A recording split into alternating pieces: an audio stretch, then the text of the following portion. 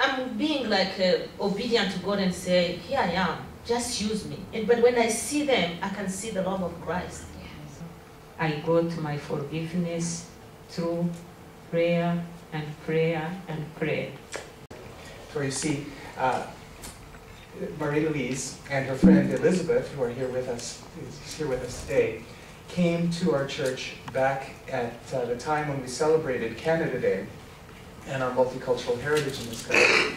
And we had with us a speaker who was from ADRA, the Adventist Development Relief Agency, and by the name of Carl Wilkins. And he was in Rwanda when the genocide took place. And he was invited by Marie Louise's organization, Grace Rwanda, to come to Vancouver and to speak on the topic. So that's when we met, and we thought, wouldn't it be wonderful to have you come back and just kind of share a little bit about your story with us. Can we begin by asking you that you could tell us a little bit about yourself, about your family history and background? Thank you for the question, and thank you for the audience to come and hear about forgiveness. So my name is Marie Louise. I was born and raised in Rwanda.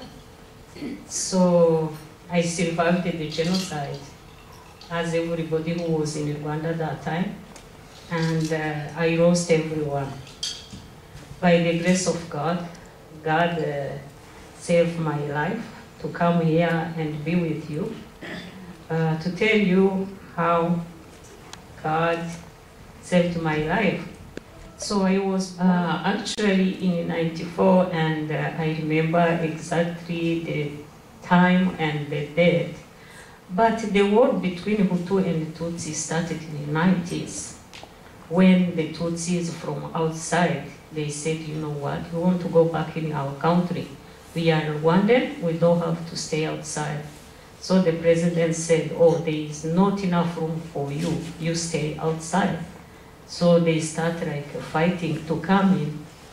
And it was going, but not in the city though, it was going in the north, close to Uganda. So the war was going on, but people living in the city, we didn't care much. But at that time, there was a kind of a preparation to kill Tutsis, making list how they're gonna kill them. So after the negotiation, when the president was coming from Tanzania and his plane was crashed, they started. So in '94, after the crash of the president, the radio said, oh, you know what? You see, now the Tutsi from outside, they killed our president. Now people from inside, you try to kill every Tutsi. Wife, children, kid, pregnant. This was being broadcast on the radio waves. Oh yes. There was a national radio and there was private radio. So that radio was asking people, try to kill every Tutsis. And they were using the crash of the airplane Yes. as the fear-mongering to tell people, look, they're doing this to the president, now they're going to do this to you. And so you better go and kill the Tutsis in your neighborhood. Yes. So I was so lucky to have a Hutu husband who was a Christian. He didn't care about what the radio was saying. He feared God in everything. So he tried to pay money, everything he can to save my life. Wow. So by God and what he did, I was able to survive. And the rest of your family? No one. Not one. No one. I got a visa to go to US, and from US, that is in '98, I came here in Canada as a refugee, and I started my life in Montreal because... Tell us about Grace Rwanda. Tell us about the concept and tell us what it is that you do. Grace Rwanda, it's a non-profit organization, as Marie Louise mentioned. We started, the idea started like 2008, but we started putting stuff together in 2009. The way we started, yes, the idea came up after sharing all the ordeal we had in Rwanda. But we thought maybe we are just thinking as human beings, we better do something to reflect on this idea that is coming, that we have to do something. So in February, the last year, we went to the Abbey Monastery. It's in the Catholic monastery where you can go. We thought, let us go and hide somewhere for 2 or 3 days and pray and see what the Lord wants us to do. So because we were not clear, we had the idea that we need to do something, but we were not sure what we need to do. So we spent there 3 days, but before we left, we had like a prayer request. So we said, Lord, we are going with the purpose of knowing where we are heading. We have this idea, but we want the idea to be clear. So when we got there, we were just taking time to pray and fasting. The first night, we were just there and we were having some time together with Marie Louise.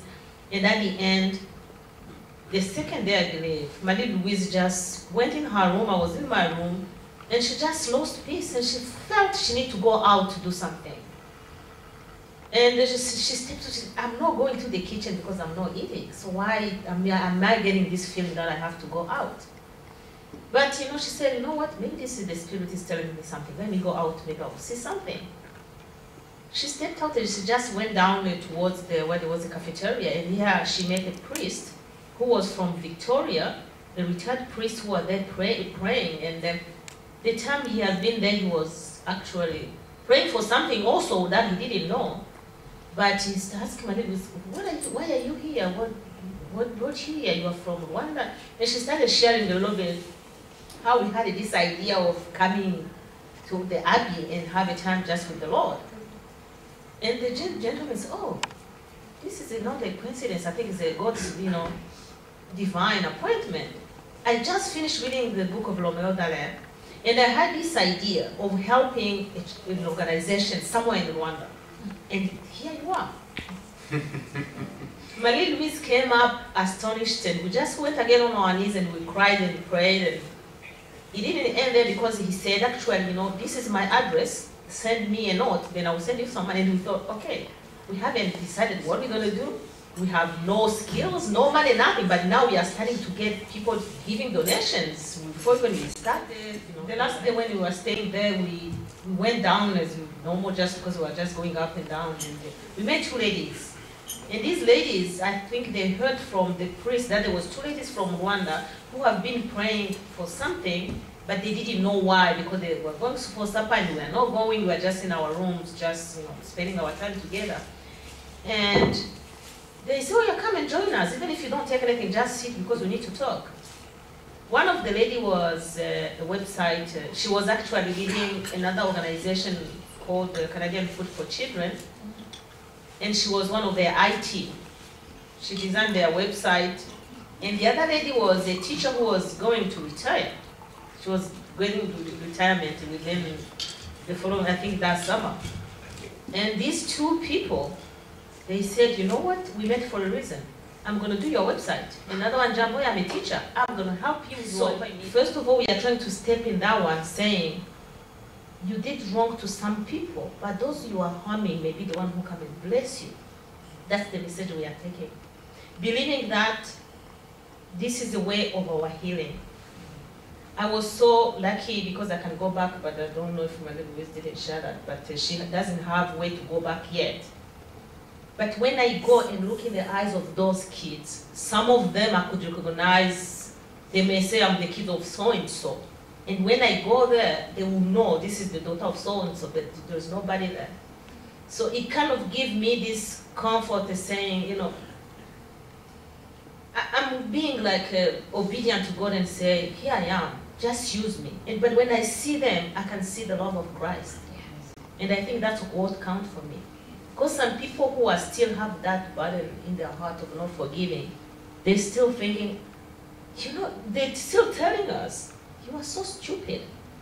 We have even some of the team we are working who are Hutu. Some Tutsis may come and say, why are you working with those Hutus? Or Hutus will come, don't go and talk to those Tutsis. But for us, we are beyond that.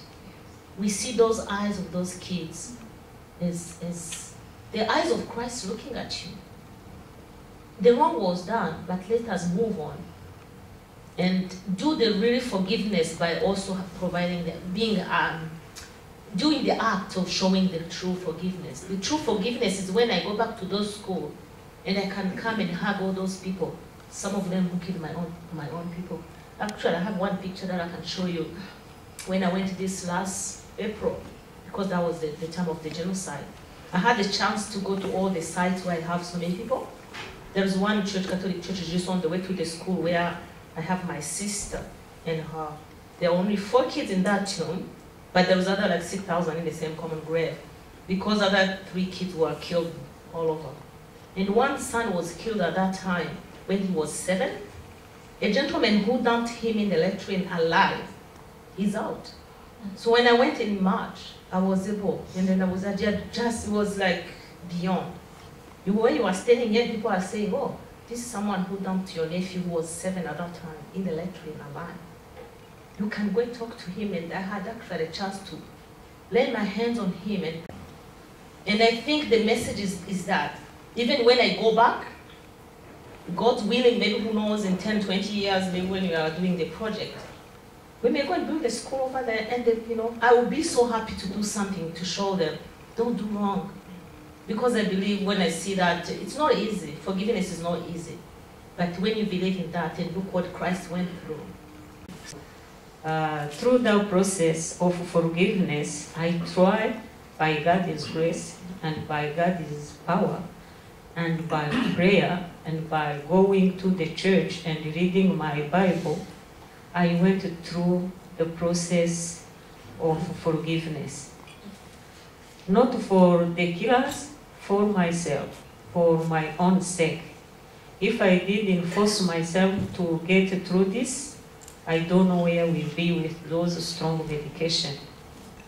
So through the Bible, through prayer, I truly find forgiveness. It's not an act of kindness I did for my own sake. To let it go, the anger, the depression, the hatred, and accept everybody. Actually, I made a room after getting out all those bad stuff I was holding, the hatred, the rage, all those things. I got a room for love, and by acting with the Grace Rwanda, I'm fine right now. I'm okay. That's how I got my forgiveness, through prayer and prayer and prayer. Wow. Fantastic. You know, it's hard to even express what gratitude we have for you and what admiration. And for me personally, I am just in awe of your willingness to be used by God, because you've been through so much that most of us here can't comprehend. But as women, I would just affirm you. Thank you for having the courage to come through that process and then to be willing to reach out and help other people. Thank you from the bottom of our hearts for even coming tonight and sharing your story. It is amazing. thank you.